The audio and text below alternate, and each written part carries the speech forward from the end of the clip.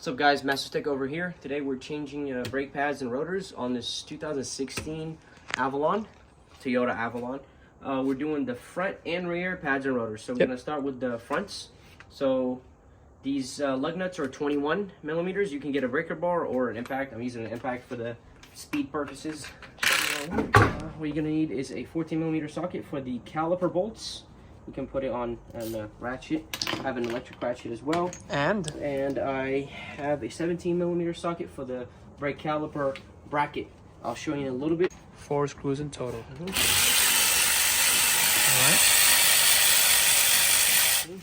Now you want to take your caliper off. Don't let it hang. Don't put stress on the brake line. Just literally put it right there. It won't go anywhere. Now Nice. Old messed up pads. I will show you signs of what to look for in a rotor.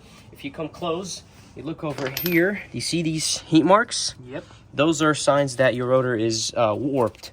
So it growls when you're, or it squeaks when you're braking. It's warped. It will shake when you're braking. All of that. So now you're gonna remove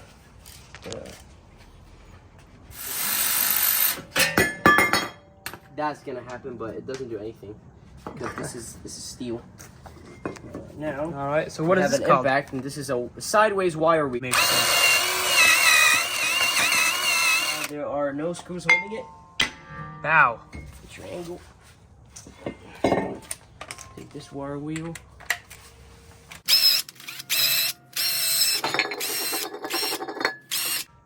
All right. So why did you have to do that? So this won't stick to the surface. It wouldn't rust. Gotcha. Sometimes we can use anti-seize. Obviously, it's a lot better, but I don't have anti-seize at the moment, so I'll just use that as an alternative. And so also the rotor will sit flush with the hub, because once there's rust, it won't sit like perfectly on the hub. I don't need to do anything. I just put it right back. You always gotta push on this just Yeah. to make sure it's fully screwed in. Exactly. I don't know the torque spec, but it's a 17, so it should be somewhere between 90 and 60. I'll just go 70, but I have a torque wrench, but I'm just... Good. Yeah, that should be good. That ain't going nowhere. Yep, it's not going anywhere. Listen. Boom, now it's in. We all right. Here. Cool. Did it click in as They well? all clicked. It's called muscle memory. Wow. Now, Top, bottom. Here we go. right. The way to put this in is How do we go put a it in? little bit sideways, Gonna go a little bit like so, because it was giving me a little hard time before. Now it will. Oh, that's doing that Whoa, we again. gotta be gentle. Yeah, it's doing that again. This much. There we go. All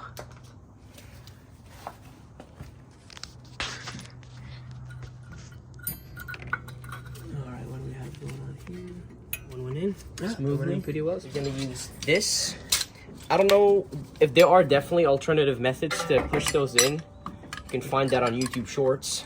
But I don't think there's any reason to find yeah. a different method. I would just buy this, or You gotta well, I shoot. mean, yeah, they sell it at the O'Reilly's. Keep going. Push it in. Push it in. We're gonna put those in now, like this. See how it's pushing? It'll help technically separate the pad and the brake rotors. Yeah, from the brake rotor while you're not braking. So this is gonna be extremely annoying, putting this on while holding them together, because this hardware kind of wants them to separate.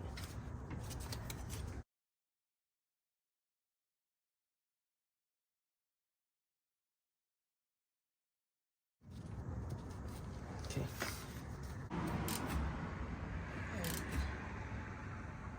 Cool. Smooth.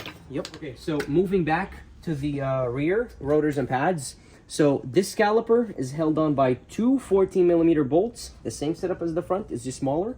And the bracket that holds this caliper is held on by two 17 millimeter bolts. And so this is how I'm gonna remove them. I'm gonna start with the 14 millimeter bolt, like so. Okay, so We just took both screws out. now put them right there. Yeah. Just hang this right here. Don't put too much stress on it. It's doing a really good job up there. Okay. And then so moving on to the 17 millimeter bolts. Where are they? Right there. 1, 2. Holding two the of caliper bracket. So you're gonna get your ratchet. All right. I'm gonna put it right there. And All right. like Like so. hard. You bracket just like so. Now, this is sad because the rear ones are very good, but since we're already changing them, let's do it all. All right. Sometimes it's a little hard to put it inside because it's all aftermarket. Yeah. So, you know, there's a lot of other parts that you want to try. Don't give up. Trust me, it will fit somehow. It's in there. So, before you remove this, make sure you depress your electronic or e-brake on this. Let me get my hammer. Yep, my e-brake is off. That's what I'm talking about.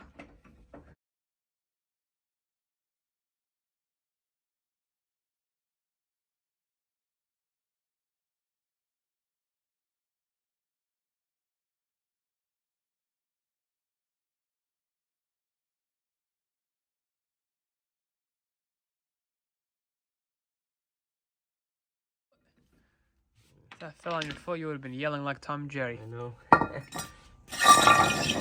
All right, so we're putting this rotor over here. Looks like a hat Mm-hmm. for a magician. Oh man. What's going on? So we're gonna run into this problem of What's the the problem? stupid brake shoes not being properly in place. So you're gonna push them, make sure they're straight circle. Let's see. We might have to adjust them. Never mind. Ah, See? there we go. Just had to punch that thing around. Literally just like that. So now you're screwing the 17s. The 17.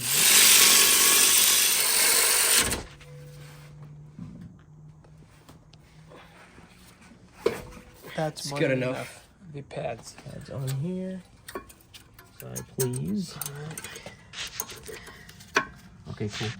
Now, we haven't depressed this yet. We're gonna do the same thing we did in the front. The rear ones are easier than the front? Yeah, because it's a smaller piston, less resistance.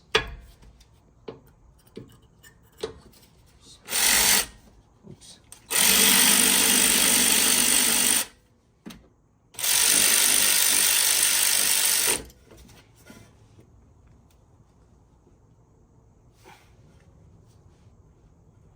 Just like an oil drain plug, until it's snug. Make sure this moves freely. It does. This is flush. That's good. Now we put the wheel back. All right, we're good to go.